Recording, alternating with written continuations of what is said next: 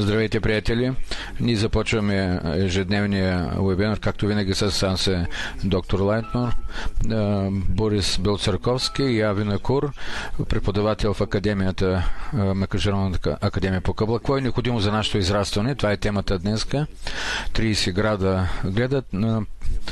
Задавайте въпросите. Темата е необходима.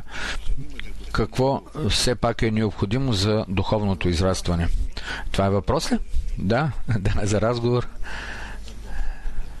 Да, тук трябва да говорим много дълго.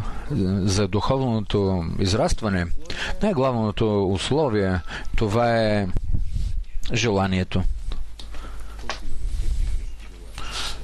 Как да купиш желанието все пак?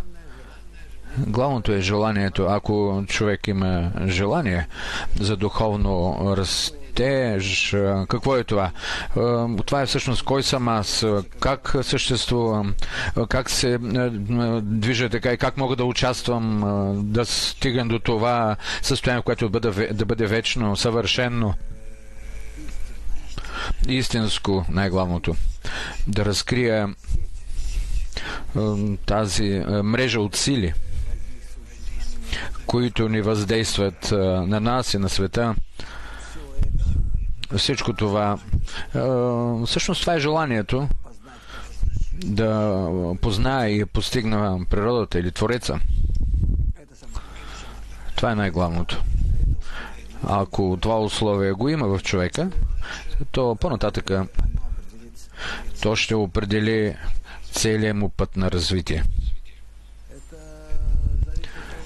Това зависи от това, доколко той от детството мисли за смисъл на живота. Защо, какво, защо хората не мислят за това, той мисли.